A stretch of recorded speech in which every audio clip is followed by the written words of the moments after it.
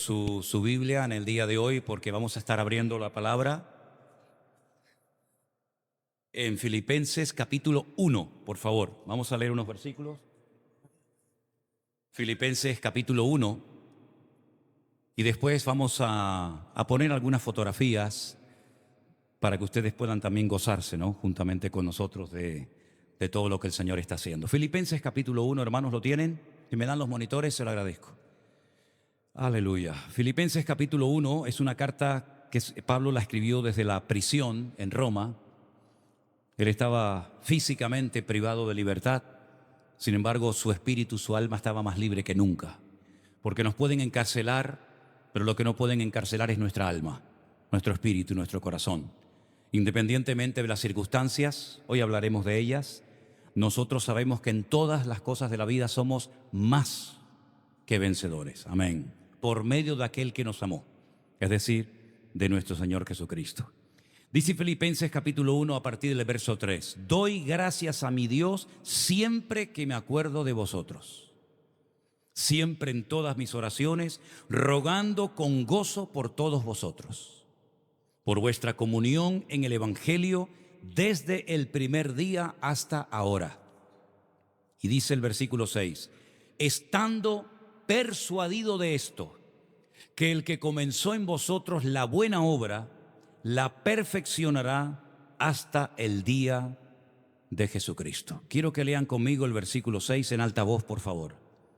Estando persuadido de esto, que el que comenzó en vosotros la buena obra, la perfeccionará hasta el día de Jesucristo. ¿Cuántos dicen amén? Gloria a Dios. Después hablaremos de este texto, si Dios lo permite. Quiero ponerles a continuación, no sé si ya las tienen preparadas arriba, una serie de fotografías de los lugares, de los cultos donde hemos estado, para que ustedes puedan ver también un poquito pues lo que hemos hecho en esta semana que ha sido muy intensa, esta semana que ha pasado muy rápido, pero el Señor, gracias al Señor, nos ha dado fuerzas para poder estar en todos estos lugares. Y justamente esta fotografía que ustedes están viendo ahora mismo, la tienen ahí en las pantallas. ¿Molesto aquí en el centro yo? ¿Un poquito? ¿No? Ustedes ven, ok. El que no vea se ponga de pie. Hay unos hermanos cristianos, evangélicos, lógicamente, de Haití, que han construido ese salón. Es una iglesia que se alquila a otras congregaciones. Esto es una cosa muy típica allí en los Estados Unidos, que una iglesia se alquila para varias congregaciones. Y el último día que tuvimos, nos congregamos en ese auditorio realmente precioso, es de unos hermanos, ya digo, haitianos, y el salón se quedó pequeño. Lamentablemente no dejaron entrar a mucha gente que se quedó fuera por el problema del seguro, que no pueden entrar todos por seguridad, etcétera. Pero ahí tuvimos el culto de despedida. El domingo a la tarde fue realmente una reunión preciosa. Conocimos a gente que vino de Canadá, de Nicaragua, de Honduras, de Puerto Rico y de algunas naciones que se enteraron que estábamos por allí. Y bueno, ahí tenemos aparte, vamos a ir un poquito más despacito si no les importa. Ahí tenemos parte de los colaboradores de la iglesia virtual del grupo número 1. Quiero decirles que yo fui invitado por una iglesia de Orlando y aprovechando que yo estaba allí, celebramos el primer año de nuestra iglesia presencial en Orlando. Y esos hermanos que ustedes ven ahí, nuestra hermana Cristina, Daniel, su esposa, etcétera, nuestro hermano Gregorio también lo veo por ahí, son hermanos que colaboran como colaboradores directos del grupo número 1 y ellos subieron a la plataforma porque hubo un momento en el que se puso un vídeo desde el primer día que se empezaron las reuniones a través de lo virtual hasta ese día que estábamos allí, ¿no? Seguimos. Ahí tenemos, bueno, ese era el anuncio que habían puesto para que la gente supiera que íbamos a estar en diferentes lugares. Ya te digo, el salón se nos quedó pequeño, pensábamos que iba a caber todo el mundo, pero tuvieron que poner más sillas y en la parte de afuera se quedó otro grupo de gente que la opción era ir a una sala con una pantalla grande a ver el culto, pero la gente dijo, oye, yo no he recorrido cientos de kilómetros, no he conducido 11 horas para venir otra vez a ver una pantalla. Yo quiero estar allí en situ, no en persona, ¿no? Pero bueno, aún así tuvimos una reunión muy hermosa, una reunión muy bonita y seguimos viendo fotografías de ese último día de culto. una acústica, un sonido que tienen esa gente allí en la iglesia realmente, realmente espectacular. Seguimos. Esta es una fotografía de que nos pusimos todos con la cabeza para abajo, nos dio por hacer eso. Dijimos, hermano, vamos a ponernos todos de lado, y cantábamos así todos de lado, ¿vale? Ahí ya nos volvimos a poner otra vez derechos. Es incómodo cantar de lado, ¿viste? Entonces, perdón, esa es nuestra iglesia. Para un momentito. Esa es nuestra congregación que tenemos alquilada. Hay 2 o 3 iglesias más que usan el mismo salón, y ese era el día del aniversario. Es un salón muy bonito, tiene, ya digo, varias entradas, se llenó ese día con hermanos que también vinieron de otras congregaciones, y ese es el salón tan bonito que el Señor nos ha permitido alquilar allí en Orlando. Hay varias pantallas, también hay salas para los niños, hay cocina, hay baños, hay unos aparcamientos enormes, ¿verdad? Esa fue la iglesia que me invitó. Para un segundito ahí. Esa iglesia es una iglesia que tiene capacidad para 1000 personas. Se llama la iglesia de Getsemaní. El pastor que me invitó, su iglesia se llama Ebenezer. Ellos son dominicanos. Ellos cumplían 44 años de aniversario de la iglesia. Entonces, como no cabían, porque es una iglesia relativamente pequeña, hablaron con el pastor de esa iglesia, que es amigo de él, y nos prestaron durante 3 días, jueves, viernes y sábado, esa hermosa congregación que tiene capacidad aproximadamente para unas 1000 personas, ¿de acuerdo? Y ese fue el primer culto que tuvimos el primer día. Ese fue otro día que también tuvimos allí culto en la iglesia. La verdad que son unos pastores encantadores. Ellos llevan no los 44 años de pastor, pero llevan ya unos cuantos años y querían tener 3 días, ¿verdad?, de cultos especiales, y vinieron, por supuesto, hermanos de otras congregaciones. Ellos suelen cantar canciones de estas canciones de hace 50, 60 años, aquellos coros antiguos que seguramente Isma los conoce de memoria. No lo digo por los 50 o 60 años, Isma, sino lo digo porque tú los conoces hace años, ¿vale? Aunque sé que tienes 35, pues no pasa nada. Hay en esa plataforma, en la parte de allá, hay un hermano así peladito, espero que si me está viendo no se ofenda. Es un joven que estuvo en el campamento de jóvenes que se hizo este año en Atlanta, y que creo que estuvo también en el campamento del Puerto de la Cruz. ¿Cómo se llama él? Jason. Él era el que tocaba el piano. En uno de los cultos él tocó el piano. Y bueno, nos hacía mucha ilusión conocernos mutuamente, ¿no? Seguimos, sí. Eso es, bueno, ese es otro día de culto en la iglesia grande que nos invitó también. No sé si hay más fotografías. ¿Hay más? Bueno, esa es un llamamiento que hicimos adelante. Gente que quería, algunos entregarse al Señor, otros querían reconciliarse con el Señor, ponerse bien delante de Él, y ese es un momento del llamamiento que hicimos para que la gente pasara al frente, ¿vale? Creo que ya no hay más, ¿no? ¿O sí? ¿Se acabaron? Ok, perfecto. Bueno, hermano, fue un tiempo muy, muy intenso. Yo doy gracias al Señor por las oraciones, doy gracias al Señor porque ustedes siguieron pues asistiendo a la iglesia, ¿no? Como no podía ser de otra manera. Y es muy bonito ver todo lo que el Señor está haciendo, todo lo que el Señor ha hecho en estos últimos años.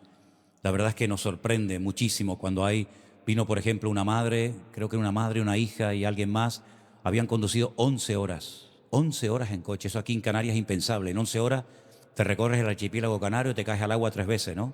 11 horas conduciendo para venir a un culto. Interesante, ¿no?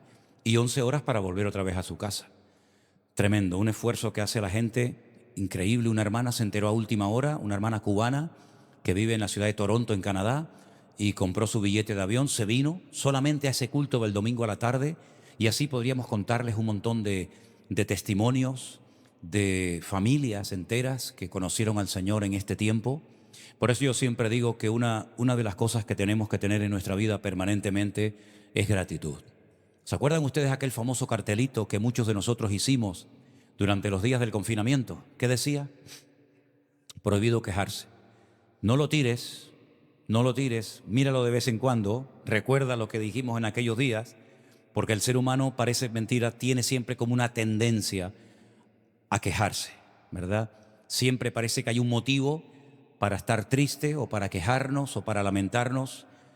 Bueno, yo generalmente en los aviones duermo muy profundo. Tengo la bendición, yo sé que a muchas personas les cuesta dormir en el avión, pero yo tengo dos cosas que me pasan constantemente y yo se los cuento como secreto. Cuando en alguna ocasión tengo tiempo y voy a la playa, nada más poner el pie en la arena, solamente poner el pie en la arena, me entra un hambre impresionante, tremendo, tengo que comer lo que sea. Y cuando voy en un avión, nada más entrar, me entra un sueño, hermanos, pero un sueño tremendo. Pero en esta ocasión, cuando viajábamos, porque hicimos escala, no fue un vuelo directo, empecé a leer el libro de Lamentaciones. En hebreo no se llama Lamentaciones. A mí siempre me llamó la atención cómo es posible que la Biblia dice que no tenemos que lamentarnos ni quejarnos y luego encontremos un libro en la Biblia que se llame Lamentaciones. Es como una incoherencia, ¿no? Pero es que no se llama Lamentaciones. El libro de Lamentaciones empieza con las palabras cómo, ¿no? Cómo ha quedado la ciudad vacía. Entonces se llama el libro de cómo, pero no de comer, sino de exclamación, ¿no? ¡Ey, cómo! Y es un libro tremendo porque ellos llegaron a pensar, nunca entrarán y atacarán y destruirán nuestra ciudad y nuestro templo. Pues se equivocaron, se equivocaron. No solamente entraron, sino que la quemaron, la saquearon y cientos o miles de personas perdieron la vida y otros tantos fueron llevados al cautiverio. Y estuve leyendo todo el libro de Lamentaciones, hay expresiones tremendas, ¿no? Expresiones tremendas y es un libro que nos conmueve el alma y nos muestra que cuando el creyente se confía excesivamente en sí mismo, cuando baja la guardia y quiere vivir de una gloria pasada y no de un renuevo constante y permanente, podemos llegar a cometer grandes equivocaciones y abrir puertas y grandes brechas al enemigo, y el enemigo cuando entra difícilmente quiere salir. Así es que no bajemos la guardia, vivamos siempre cerca del corazón del Señor, porque es la única manera, siempre ha sido la única manera, pero más en estos tiempos difíciles en los que estamos viviendo. Como bajes la guardia, como te confíes demasiado, amigo, puedes cometer grandes equivocaciones.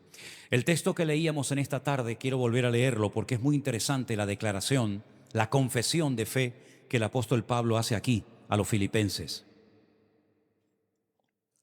Estoy persuadido, estoy totalmente convencido, no tengo ni la más mínima duda que el que comenzó en vosotros la buena obra, la perfeccionará hasta el día de Jesucristo. Esta es una carta que se escribió desde la prisión, desde la cárcel en Roma. Probablemente a Pablo le quedaba muy poco tiempo de vida.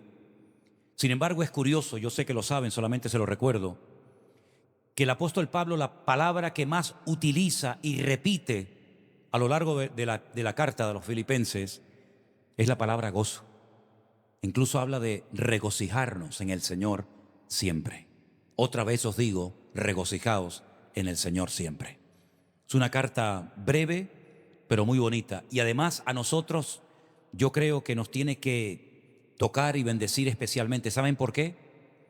Porque esta es la primera carta que se escribe a una iglesia de Europa. Todas las demás cartas de iglesias que Pablo fundó no estaban en Europa, pero esta es la primera carta que el apóstol Pablo escribe a una iglesia europea, la carta de los filipenses. Y hay una serie de cosas que el apóstol Pablo menciona en la carta que nos hacen reflexionar o nos deberían de hacer reflexionar. Primero, las circunstancias son cambiantes. No siempre vamos a estar ni en el mismo estado de ánimo, ni con las mismas ganas, ni con la misma fuerza. La vida es cambiante, nuestra vida está constantemente cambiando. Alguien dijo, no sé si será verdad o no, pero alguien dijo que cada 7 años tenemos un cuerpo nuevo. Algunos dirán, yo pues me está tocando una renovación, ¿no? Pero dicen que todas las células de nuestro cuerpo cada 7 años se renuevan y es como si nos regalaran un nuevo cuerpo. No sé hasta cuándo funciona esto, pero por lo menos es lo que he leído. Sea como sea, las circunstancias en nuestra vida son cambiantes. Tú puedes, por ejemplo, recordar momentos muy duros, momentos difíciles, tal vez de pérdida de familiares, de seres queridos, de pérdida de un trabajo, de una traición, de algo que te hizo llorar y pasarlo mal. Pero también estoy seguro que si te paras puedes recordar momentos de gozo, de alegría, de victoria, de bendición, en los que parece que todo iba bien y se abrían puertas, ¿verdad? Y puedes recordar cuando criabas a tus niños pequeños y correteaban por la casa y gritaban y jugaban y se agarraban a tu falda, a tu pantalón y te decían papá, mamá. Pero también recuerdas cuando se fueron y algunos han vuelto y otros no han vuelto nunca más. Es decir, las circunstancias de la vida están constantemente cambiando, constantemente. Las estaciones del año son cambiantes. Yo sé que hay países donde parece que siempre hay la misma climatología, pero aquí en Canarias no se nota mucho, pero en la península cuando llega el verano es verano fuerte. Y después ya se nota que ya entramos en el otoño, las hojas de los árboles comienzan a caerse, son de hoja caduca, y aquellos árboles tan hermosos de aquellas avenidas ahora están pelados, parece que están muertos, porque está anunciando que llega el invierno, el frío, la nieve, y la gente ya no puede salir tanto a la casa, y cuando llega la primavera, quitarse la ropa de invierno, quitarse los abrigos, salir a la calle a coger el sol, ¿verdad? Sí, la vida está constantemente cambiando. Lo vemos en los niños. Ahora vemos aquí a Agus embarazada, con ese barrigón, que no sé si hay 2 o 3 adentro metidos, pero dentro de poco lo veremos aquí y correrá y saltará y brincará y vemos que la vida va cambiando, ¿verdad? De una forma tremenda. Y si no me crees lo que te estoy diciendo, mírate al espejo. Mírate al espejo. Algunos dicen, no, yo ya no tengo espejos en casa, ya los quité todos. Pero los que todavía se animan y se atreven a mirarse al espejo, mírate al espejo. Mírate al espejo, como de vez en cuando dice, uy, ¿esto qué es? Eso es tuyo. Esa arruguita, esa cana, esa patita de gallo, que más que gallo parece de avestruz, ¿no? Pero bueno, la vida va cambiando. Pero, ¿qué nos enseña la palabra? Que en todas las circunstancias de la vida, tenemos que tener el gozo del Señor en nuestros corazones. Amén, hermanos. Porque todas las cosas que ocurren a los que aman a Dios ayudan siempre para bien. Aún aquellas cosas que no entendemos, aún aquellas cosas que chocan frontalmente contra nuestra voluntad o nuestros deseos, esas circunstancias también Dios, el Señor nuestro Dios, las ha permitido siempre para nuestro bien, para que crezcamos, para que maduremos, para que aprendamos a notar y a sentir la presencia del Señor en todo momento, cuando tienes abundancia y cuando tienes escasez. De hecho, Pablo dice en la carta que él en su ministerio tuvo tiempos de mucha abundancia y también tuvo tiempos de mucha escasez. Dice, pero en todas las circunstancias, en abundancia, en escasez, siempre he aprendido a gozarme, porque el Señor siempre ha sido fiel y Él ha provisto todas y cada una de mis necesidades conforme a sus riquezas en gloria en Cristo Jesús. Amén, hermanos. No solamente las circunstancias son cambiantes, las pruebas que manda el Señor a nuestra vida, que también a veces decimos, ¿por qué me toca a mí esto? ¿Por qué tengo yo que pasar esta prueba? Esa prueba Dios ha permitido que llegara a tu vida. Por eso dice la Biblia, tener sumo gozo, el máximo de gozo cuando estés siendo probado, sabiendo que la prueba de vuestra fe produce paciencia. Así que cuando estés pasando por alguna prueba, si es que estás pasando por alguna prueba ahora o pasarás en el futuro, siempre mantenerte firme, gozoso, alegre, sabiendo que el Señor ha mandado esa prueba a tu vida con un propósito o con varios propósitos. Uno dice, bueno, ya parece que pasé todas las pruebas. Bueno, eso lo decide el Señor, no nosotros. Yo dije en cierta ocasión, lo repito y reitero, que las pruebas son proporcionales a nuestro nivel de fe y de madurez. Dios no se va a equivocar con la prueba que te ha mandado. Las pruebas de David eran las de David, las de Moisés eran de Moisés, las de Abraham eran de Abraham. No se equivocaban para sino que cada prueba ha sido diseñada específicamente para tu desarrollo y para tu crecimiento espiritual. Y en la prueba, en la angustia, en la presión, es donde buscamos al Señor.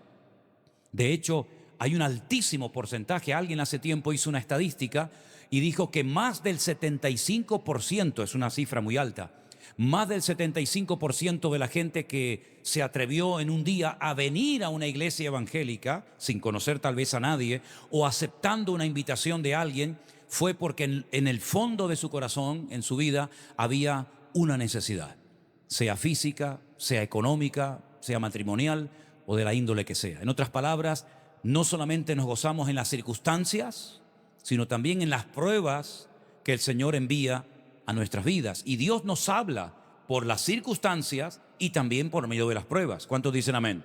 No es que Dios se va cuando estoy pasando un momento difícil o cuando estoy siendo probado.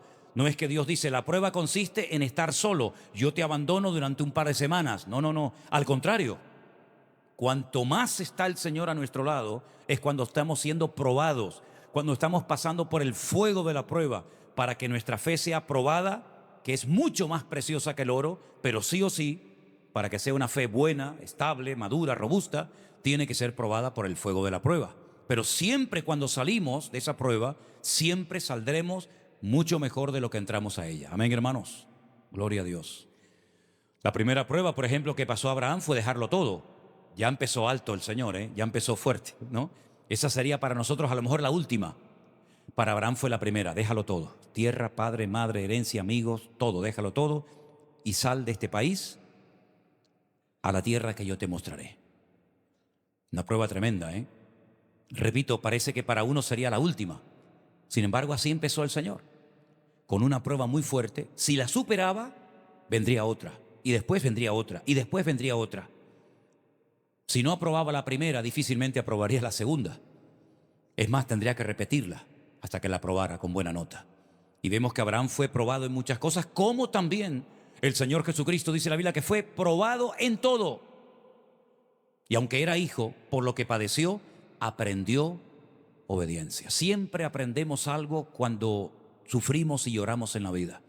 De hecho, he dicho muchas veces que lo que se aprende llorando o sufriendo nunca se olvida. Amén. A veces te puedes acordar de algo que te hizo reír, pero sobre todo cuando has sufrido, cuando has padecido algo, eso no se olvida nunca, queda grabado como a fuego en tu mente, en tu corazón, y es lo que te va a recordar que en ese punto del camino el Señor te mostró su misericordia, el Señor estuvo contigo. Miren, por ejemplo, a Jacob. Jacob tiene que huir nada más y nada menos que su propio hermano carnal lo quiere matar. Él tiene que huir, él sabe que su hermano va en serio. Está resentido, una persona resentida es como un animal herido, es peligroso. Él tiene que huir al extranjero, más de 20 años. Allí se logra casar, rehace su vida, pero tiene que volver. Y sabe que su hermano aún está con vida. Y dice la Biblia que va mandando varios campamentos, ¿verdad? Por si acaso me destruye el primero, pues queda el segundo y yo voy en el tercero y a ver si logro escapar con vida. Y para colmo dice la palabra de Dios que se entera que su hermano no viene solo. Su hermano viene con 400 soldados armados hasta los dientes. Jacob dice, de aquí no escapo. Me escapé una vez, de la segunda no creo. Sin embargo, el Señor lo probó y el Señor lo bendijo. Y entonces él llega incluso a decirle a su hermano Esaú, el Señor me ha bendecido en todo lo que ves. En hijos, en animales, en salud, me ha protegido, me ha guardado. Y a veces hay cosas en la Biblia que se dejan como un botón de muestra, ¿no? Como algo que cuando lo vemos nos recuerda que ahí el Señor hizo algo. La iglesia que me invitó, por cierto, ahora en Estados Unidos a celebrar su 44 aniversario, tenía el nombre de Ebenezer. Eben es piedra, Ezer es ayuda, la piedra que me ayuda. Es decir, hasta aquí nos ayudó el Señor. Era un testigo mudo, pero cuando la gente veía esa piedra era como decir, hasta este momento de la vida el Señor nos ayudó. Hay otro momento en el que levantan un monumento de 12 piedras, ¿se acuerdan?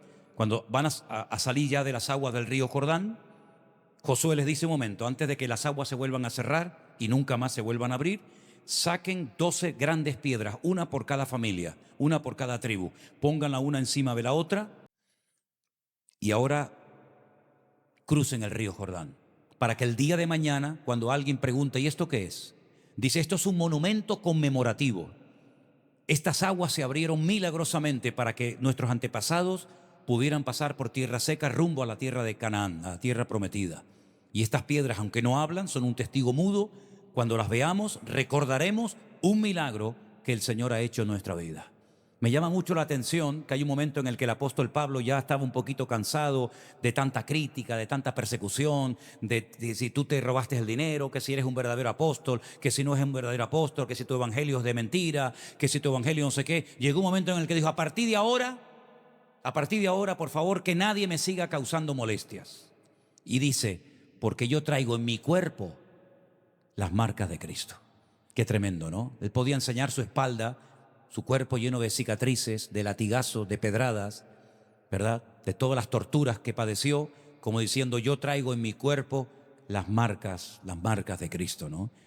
Así que mis queridos hermanos, todos tenemos que recordar esas grandes victorias, esas oraciones que hicimos desde la angustia y el Señor respondió a ella y podemos estar hoy aquí dándole honra y gloria a nuestro Dios. Amén, hermanos. Dios nos habla por las circunstancias, Dios nos habla por las pruebas, pero Dios también nos habla por las predicaciones. Por supuesto, Dios nos habla a través de su palabra. Cada vez que se expone la palabra, sea quien la predique, Estate atento, porque el Señor tu Dios, que conoce tu necesidad, va a hablar a tu corazón y de ti, no del que predica. El que predica no sabe ni lo que estás pasando. El que predica no sabe si has tenido un día bueno o un día malo, si te han tirado del trabajo o te han dado un buen trabajo. El que está predicando generalmente, y creo que es lo mejor, tiene que estar ajeno a todo eso para que pueda predicar desde la libertad. No predicando sabiendo que a la hermana le pasó no sé qué, al hermano le pasó no sé cuánto y parece como que está hablándole a él o a ella. No, no, no, no. Nosotros no trabajamos en esta iglesia así. No nos informamos de tus problemas, de tu matrimonio, de tu economía, de tu vida laboral y después entonces pues decimos vamos a predicar de esto que le va a venir bien a él y a ella. No, nosotros no trabajamos así. Nosotros oramos al Señor y le pedimos al Señor que nos ponga palabra en nuestro corazón para que al subir aquí hablemos desde la más absoluta libertad. Y cuando tú estás escuchando una predicación, repito, sea de quien sea, y tú dices, el Señor me está hablando a mí, ten la completa seguridad que seguramente hay otro hermano u otra hermana en la iglesia que está diciendo exactamente lo mismo que tú. Tal vez a lo mejor tú no te enteras, pero a veces nos ha pasado, no siempre, pero a veces nos ha pasado que termina un culto y alguien se nos acerca y nos dice, oye, hoy el Señor, toda la palabra fue para mí. Pero esta hermana que te está diciendo eso no sabe que hace 10 minutos otra persona nos acaba de decir exactamente lo mismo. Y es que ahí vemos el poder de la palabra. Se predica la palabra, se lanza la semilla. Ustedes son tierra abonada, tierra buena. Se lanza la semilla y la semilla hace en cada uno de ustedes, en cada uno de nosotros, nuestros corazones, la obra para la cual el Señor envió esa palabra. Porque dice la Biblia que nunca la palabra que cae en buena tierra volverá a él vacía, sino que dará fruto a 100 por 1. ¿Cuántos dicen amén? Así que atento a las predicaciones, atento a la palabra. Si te está fallando la memoria y no eres ya capaz de retener muchas cosas, tráete una libreta, apunta, toma apuntes, toma apuntes de las palabras, de los versículos, de las cosas para después repasar. Aunque siempre digo que todo esto después queda grabado y ya gracias al Señor, yo creo que ya hemos pasado los 4.000 mensajes. ¿Sabes lo que significa eso? Una biblioteca de más de 4.000 sermones durante tanto tiempo que están ahí en internet. La pueden escuchar y la pueden ver cuantas veces quieran. Dios también nos habla acerca por medio de consejos. Hay momentos en los que necesitamos pedir un consejo, un sabio consejo. Pero no te acercas a una persona que en el fondo te va a decir lo que tú quieres que te diga. Atrévete a acercarte a una persona que sea capaz de decirte a lo mejor no, cuando te gustaría que te dijeran sí, o viceversa, ¿verdad? Sí, muchas son las formas como Dios nos habla, pero todo eso, las circunstancias, las pruebas, las predicaciones, los consejos, etcétera, etcétera, el objetivo es que maduremos. Necesitamos urgentemente vivir una vida cristiana madura, comprometida, alineada con el Señor. Pablo le decía a otra iglesia, concretamente a los hermanos de la iglesia de Éfeso, no quiero que seáis niños fluctuantes, ¿verdad? Niños fluctuantes, un día arriba, otro día abajo, ahora voy a por todas, ahora no sé ni dónde estás metido, ahora quiero ir en serio con el Señor, mañana no puedo porque no tengo tiempo. El Señor no quiere que tú sigas en esa dinámica de vida. Eso funcionó un tiempo, pero ya es tiempo de madurar. Dice la Biblia, cuando yo era niño, ¿qué dice? Hablaba como un niño, pensaba como un niño, juzgaba, actuaba como un niño. Mas cuando ya fui hombre, dejé lo que era de niño. Y esas palabras se las dirige el Señor a otra congregación en la ciudad de Corinto, cuando le dice, hermanos, sois niños, sois carnales, pues habiendo entre vosotros celos y envidias, ¿no sois carnales y habláis y os comportáis como hombres? En Orlando prediqué de esos versículos que dice, después de tanto tiempo debiendo ser ya maestros, todavía tenéis necesidad de leche y no de alimento sólido.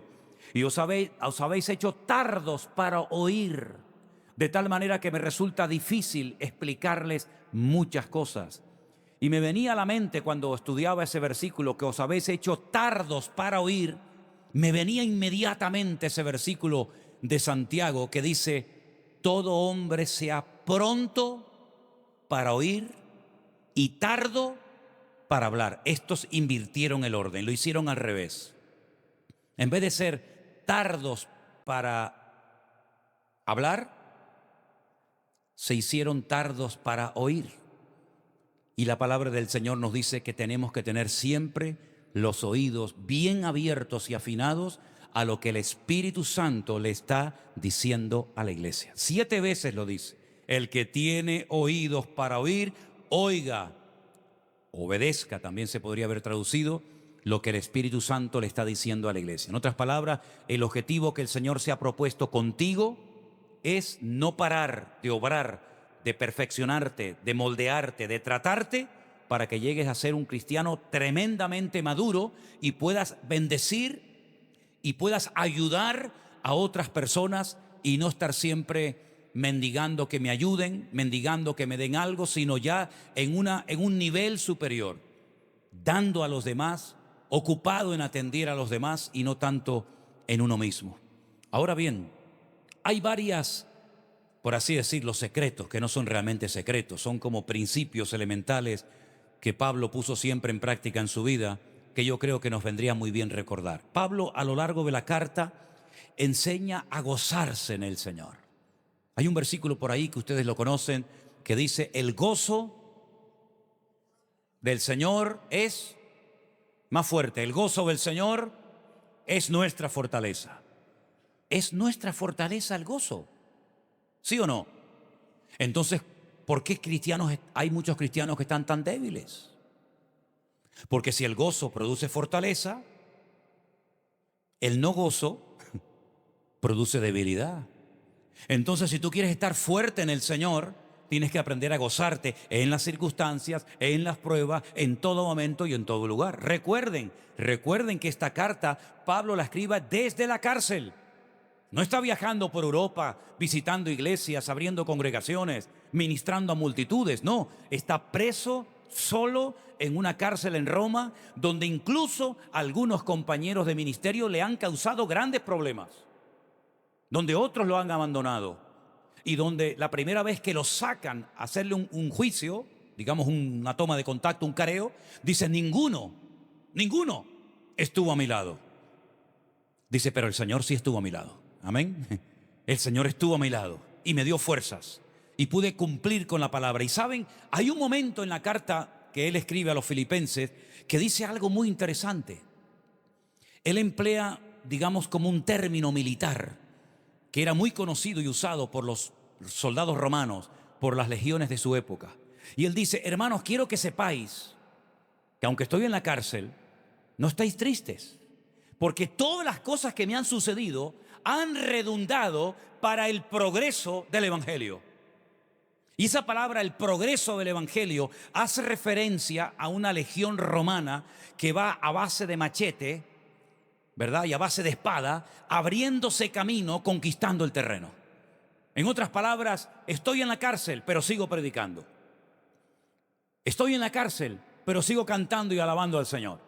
Estoy en la cárcel, privado de libertad, pero sigo ganando almas para Cristo. Es decir, que todo lo que me ha ocurrido sigue trayendo beneficios, aportación espiritual al reino del Señor. De tal manera que todo ha redundado para el progreso del Evangelio.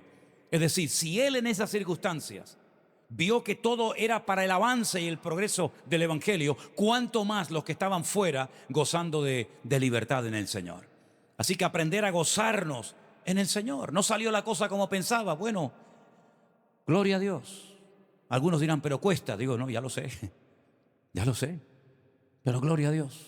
Me habían prometido un buen trabajo, me habían prometido un buen sueldo, me habían prometido que me iban a contratar, que me iban a hacer un contrato.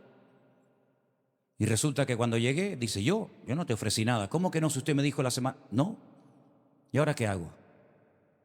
Gloria a Dios. Amén, hermanos. Gloria a Dios. ¿Salió la cosa al revés de lo que pensabas? Gloria a Dios. El Señor sabe todo. El Señor sabe todo. No solamente gozosos, sino algo que Pablo enseña en esta carta es agradecidos. Siempre dando gracias a Dios el Padre por todo en el nombre de Jesús. Gracias por todo. Nosotros decimos, y creo que lo decimos mal, por lo bueno y por lo malo. Pero ¿es que acaso en Cristo hay algo malo? ¿Es que acaso el diablo puede hacer algo sin permiso o autorización del Señor? Entonces lo que llamamos malo a lo mejor también es bueno, porque el Señor lo permitió, como siempre, para nuestro beneficio y desarrollo espiritual. Por lo tanto, dice la Biblia: gracias a Dios por todo, por lo que entendemos y por lo que no entendemos, por lo que nos gusta y nos disgusta, pero gracias al Señor, agradecidos con el Señor. Y algo muy importante que Pablo también menciona en la carta, no solamente el gozo, no solamente la gratitud, sino dice la paz. Y la paz de Cristo, que sobrepasa todo entendimiento humano, guardará vuestros corazones y pensamientos en Cristo Jesús. Amén. Hay otro versículo muy bonito en Isaías que dice, tú guardarás.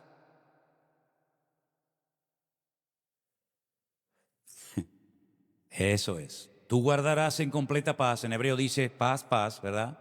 Porque la paz es completa, no le falta nada. Tú guardarás en completa paz aquel cuyo pensamiento en ti persevera por cuanto en ti ha confiado. Es decir, la paz del Señor, el mundo no te la dio, por lo tanto no dejes que el mundo te la robe. Es la paz de Cristo. Si la paz que nosotros tenemos no es una paz diferente a la que Él tuvo. ¿Y cómo sabemos que podemos llegar a tener la paz de Cristo? Porque Él lo dijo. Él dijo, mi paz. No dijo, os voy a dar paz, sino Él dijo, mi paz os doy, mi paz os dejo. No como el mundo la da. ¿Cómo era la paz de Cristo, hermanos? Pues ya sabemos que Él era el príncipe de la paz. Pero ¿hay algún pasaje bíblico donde podamos ver esa paz que deja a todo el mundo asombrado a pesar de las circunstancias terribles por las que está pasando? ¿Hay algún pasaje bíblico? ¿Alguien recuerda algún pasaje? Vamos a hacer un poquito interactiva la predicación de hoy. No tengan miedo de intervenir, ¿eh? No es habitual, pero si alguien recuerda algún pasaje donde decimos, ahí está la paz de Cristo de una manera tremenda, ¿me lo pueden mencionar? ¿Pero Jesús crucificado. Claro, hermanos, el peor momento de su vida.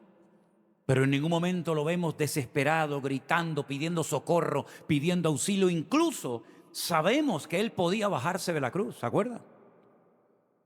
Si eres el Hijo de Dios, y era el Hijo de Dios, porque en el día del bautismo el Padre dijo, este es mi Hijo amado. Claro que Él sabía que era el Hijo de Dios. Satanás sabía que era el Hijo de Dios. Por eso le tentó de aquella forma tan extraña que para nosotros no sería una tentación. Si eres el Hijo de Dios, dile a estas piedras que se conviertan en pan. Para ti, para mí, eso no es ninguna tentación. Aunque tenga mucha hambre, porque yo no puedo convertir las piedras en pan, pero Él sí. Hasta la forma como lo tentaba, estaba delatando al diablo, sabiendo a quién estaba tentando. Además, otra cosa muy interesante, hago un paréntesis. Satanás solamente ha tentado en persona, físicamente en persona, en primera persona, a 2 personas. ¿La primera quién fue? ¿A quién? No, a Eva. Para hacer caer a Adán no hacía falta que fuera Satanás. Con Eva llegaba, era suficiente. Al tontorrón con Eva le sobraba. Pero a Eva no. A Eva tuvo que ir Satanás en persona, amigo. Y la segunda persona que tienta a él personalmente, sin lugar a dudas, fue el Señor Jesús. ¿Qué te parece? Pero el Señor Jesucristo demostró una paz tremenda en la cruz, ¿eh? Incluso le decía a uno de sus discípulos, encárgate ahí de tu madre, perdónalos porque no saben lo que hacen, recitando versículos bíblicos, no dejarás que mi alma vea corrupción, no dejarás que mi alma se corrompa en el Hades, ¿verdad? ¿Se acuerdan ustedes del pasaje de la tormenta? La tormenta en la barca. Hay 2 pasajes de tormentas en el Kineret o el mar de Galilea. Una cuando Él viene caminando, que los discípulos están muertos de miedo, que Él dice que se quedó despidiendo a la multitud orando, ¿se acuerdan? Que Él viene caminando y lo confunden con un fantasma. Esa es una. La otra tempestad es cuando Él va en la barca con sus discípulos y entonces dice que empieza a entrar el agua y hay miedo, hay un viento terrible, el viento le es contrario. Él va durmiendo. Él va durmiendo. Y los discípulos le despiertan y le dicen, Señor, sálvanos, sálvanos, que perecemos. Y Él calma la tempestad y dice, tranquilo, hombres de poca fe, que yo estoy aquí, ¿verdad? Qué tremendo, ¿no? Es la paz personificada.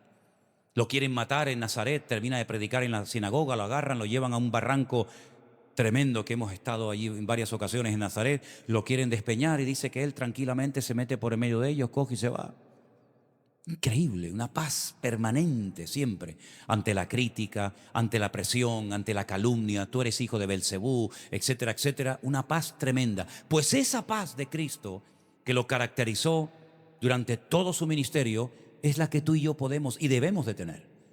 Mi paz os dejo, mi paz os doy. La misma paz de Cristo en medio de las circunstancias, en medio de las pruebas, en medio de la enfermedad, en medio de cualquier situación en la que nos encontremos, podemos tener la paz de Cristo.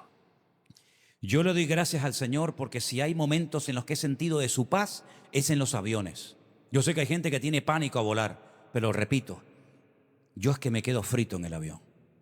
Ahora, no sé si fue para allá o para acá, se movió, ¿verdad? Se movió. Entonces, como a mí cuando me mueven, me entra más sueño, porque es como cuando era chiquitito, ¿no? Que te mueven la cuna, pues más sueño me entra. Pero como se movía un poquito más de la cuenta, me levanté y Elena me hace. Y digo, tranquila, no pasa nada. Yo, otra vez a dormir. Damos gracias al Señor de que en este mundo loco podemos tener la paz de Cristo. Amén, hermanos. Uno escucha a la gente, las conversaciones, que si esto, que si aquello, que si la guerra por aquí, la guerra por allá, que si lo... Y uno dice, Señor, el texto, ¿no? Algunos dirán de niño. No, no, no es de niño. En paz me acostaré y asimismo dormiré, porque solo tú, Señor, me haces vivir confiado. Habla de gozo, habla de gratitud, habla de paz, pero habla de unidad, también habla de unidad, algo muy, muy importante. Yo toqué este punto en el aniversario ahora de nuestra iglesia allí en Orlando. Digo, hermano, hay que mantenerse siempre unidos. En la carta Pablo menciona a dos hermanas de esa congregación. Una se llamaba Evodia, otra se llamaba Síntique.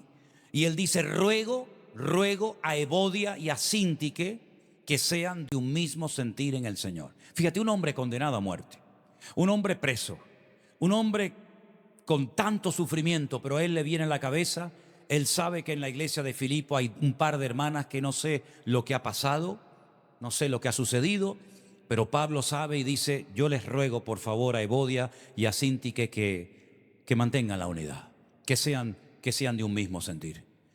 Nosotros no podemos producir unidad en la iglesia, pero sí podemos conservarla en el vínculo de la paz. La unidad la produce el Espíritu de Dios, la unidad la produce el Señor, pero somos nosotros los responsables de mantener la unidad. La unidad se rompe cuando hay celos, la unidad se rompe, se deteriora cuando hay envidia, la unidad se rompe cuando entra la carne, el ego, el yo. Sin embargo, la unidad es lo que trae bendición y vida eterna. Amén, hermanos. Mirad cuán bueno y cuán delicioso es habitar los hermanos juntos en armonía, en unidad, porque allí en ese ambiente propicio, idóneo, es donde el Señor envía bendición y vida eterna. Amén. Porque eso es lo que va a permanecer. Nuestras obras personales no van a permanecer. Todo será destruido por el fuego, dice la Biblia. Pero lo que va a permanecer es la obra del Señor. La obra del Señor necesita de hombres y mujeres valientes, hombres y mujeres generosos. Dice el apóstol Pablo, doy gracias al Señor por la ofrenda que me habéis mandado. Dice, es como olor fragante. Gracias, hermanos, porque os habéis acordado de mí. Le dice Pablo a los filipenses. Dice, no es que tenga necesidad. Yo sé que os faltaba la oportunidad. En otras palabras, la madurez de la iglesia de Filipo no era simplemente que cantaban muy bonito. De hecho, la Biblia no menciona nada como cantaban los filipenses. Pero Pablo dice, doy gracias siempre por vosotros, cada vez que me acuerdo en mis oraciones, rogando con gozo con todos vosotros. Y él menciona en el último capítulo, el 4, lo podéis leer si queréis, que se acordaron de que ese hombre que viajaba, ese hombre que comía, ese hombre que tenía gastos, ese hombre que tenía que pagar billetes de barco, ese hombre que tenía que darle de comer a todo el equipo ministerial que viajaba con él, también necesitaba en momentos puntuales de un apoyo. Y entonces los filipenses dicen que en varias ocasiones le enviaron ofrendas para que este hombre pudiera seguir predicando la palabra del Señor. Y qué bonito, ¿no? Qué bonito es cuando vemos a gente que está dispuesta a dar su vida, su tiempo, sus recursos para apoyar a la obra de Dios. De verdad que yo me gozo en todo eso. Finalmente, en la carta hay un detalle más que es fundamental y es la constancia. Hay gente que no es constante en nada, ¿eh? Generalmente el que no es constante en lo natural, difícilmente lo va a ser en lo espiritual. Porque yo siempre he dicho que proyectamos, trasladamos a nuestra vida cristiana nuestra personalidad, nuestra forma de actuar ante el mundo. Si usted no es puntual, fuera difícilmente lo será dentro. Si usted no es generoso, no lo va a ser en ninguna parte. Si usted no es una persona constante y seria y firme, lamentándolo mucho, tampoco lo va a ser en el Señor. Pero Pablo dice que tenemos que estar firmes. ¿Y qué más? Y constantes, creciendo en la obra del Señor siempre. Hace poco una persona me decía, mi problema es la inconstancia. Soy inconstante. Ujú. Pero inconstante ¿para qué? Porque hay gente que es constante en el deporte, no se olvidan nunca de que tienen que ir al gimnasio. Luego eres constante para lo que te gusta y para lo que tú deseas. Pero luego a lo mejor para la lectura de la palabra, para la oración, para asistir a los cultos no eres. ¿Para qué eres constante y para qué eres inconstante? Es curioso esto, ¿verdad? Hay gente que es constante porque le gusta pintar, le gusta dibujar. Hay gente que le gusta hacer manualidades, son constantes. Hay gente que le gusta hacer footing todas las mañanas, son constantes. Oye, no se olvidan nunca de que tienen que levantarse temprano y correr 4, 5, 10, 20 kilómetros o lo que haga falta. Hay gente que es constante para muchas cosas, pero esa constancia la tienes también que tener para las cosas del Señor, porque esa constancia es la que va a traer bendición a tu vida. Recuerdo hace años, creo que fue en el año 1990 o 91, uno de los dos. Yo me encontraba a las 4 de la tarde en un cine gigantesco, enorme, en la ciudad de Buenos Aires, Argentina. Un pastor me había invitado, era un pastor que en aquel momento, no sé hoy en día, pero en aquel momento su iglesia tenía todos los días 4 cultos, todos los días. Era un tiempo de mover espiritual, de un avivamiento, un despertamiento espiritual tremendo. Y muchas iglesias tenían muchos cultos todos los días, incluso estuve en una que hacía, si no recuerdo mal, 7 cultos cada día. Yo fui a la iglesia de este pastor, creo que era el tercer o cuarto culto. Yo estaba en la plataforma detrás de una cortina, era un teatro, era un cine, un calor tremendo, 4 de la tarde. Estaba a punto de terminar el culto que estaban celebrando. Fuera había una multitud enorme esperando al sol abrasador que saliera esta congregación para entrar ellos. Yo iba a predicar en esa ocasión y el pastor me dice a mí, ¿qué crees que es lo que motiva a la gente a las 4 de la tarde, con este calor abrasador en pleno verano, estar ahí haciendo cola para entrar aquí? Y le dije, dígamelo usted. Y me dijo, la constancia. Nosotros somos constantes en el Señor. Con calor, con frío, con lluvia, con ganas, con dolor de cabeza, con dolor de artrosis, con lo que sea, la gente sabe que nosotros aquí vamos a estar. La constancia ha traído bendición a la iglesia. Y aquella palabra se me quedó grabada y se la estoy repartiendo, se la estoy comunicando a todos ustedes. Fíjense lo que ha llovido desde aquel día hasta ahora. Hermanos, tenemos que ser constantes en las cosas del Señor. Una persona constante es una persona que está demostrando madurez, solidez en el Señor. Una persona inconstante vendrá, no vendrá. Con esa persona difícilmente se puede contar. ¿Eres constante en las cosas del Señor? Si no lo eres, haz prácticas, haz ejercicios para ser constante, que los hay, métete en internet. Hay ejercicios para todo, para desarrollar la memoria, para vencer ciertos y determinados hábitos o vicios, para ser constante. Pero lo que está bien claro es que un cristiano inconstante, dice la Biblia que una persona de doble ánimo es inconstante en todos sus caminos. Es un problema de personalidad, de falta de madurez. Y tenemos que pedirle al Señor, pues, estar gozosos, ser agradecidos, estar unidos, mantener la paz de Cristo y ser constante todos los días de nuestra vida. Amén, hermanos. Si usted es capaz, no solamente de oír atentamente, como veo que están esta tarde escuchando atentamente la reunión, el culto, sino de poner en práctica estos principios, la bendición está asegurada en su vida. No le quepa a usted la menor duda. Dios te va a bendecir. Dios te va a suplir todas tus necesidades, Dios te va a ayudar, pero tenemos que ser agradecidos con todo. Tenemos que tener siempre la paz de Cristo en nuestras conversaciones. A veces cuando le preguntamos a una persona, no sé si a ti te ha pasado, ¿cómo estás? Te hacen, ¿han visto esa? ¿Cómo estás, hermano? Hermana, no le estoy preguntando cómo se siente. Le estoy preguntando cómo está. Y si está en Cristo, usted tiene que tener la paz de Cristo. Usted tiene que tener la presencia del Señor en su vida. Por eso cuando le pregunto cómo está, en victoria, porque estoy en Cristo y Cristo es mi victoria. ¿Cuántos dicen amén? Aleluya. Cierra tus ojos en esta tarde. Pidámosle al Señor en este momento estas cosas que hemos hablado hoy. Señor, gozo, paz, gratitud, unidad, fidelidad, constancia. Wow, son cosas tremendas.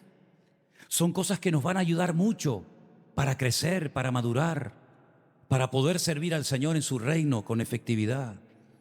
Y le puedo asegurar, mi querido hermano y amigo, que el Señor va a estar siempre con usted donde quiera que vaya, no importa la circunstancia, no importa el lugar, el Señor siempre, siempre va a cuidar de tu vida. Cierra tus ojos y oremos en esta tarde juntos a nuestro buen Dios. Voy a pedirle a Anderson que pase un momentito y ore al Señor en nombre de toda la iglesia, en nombre de todos los que estamos en este momento conectados a pesar de la distancia. Señor, ayúdanos a poner en práctica la palabra que hoy tú has traído a nuestras vidas.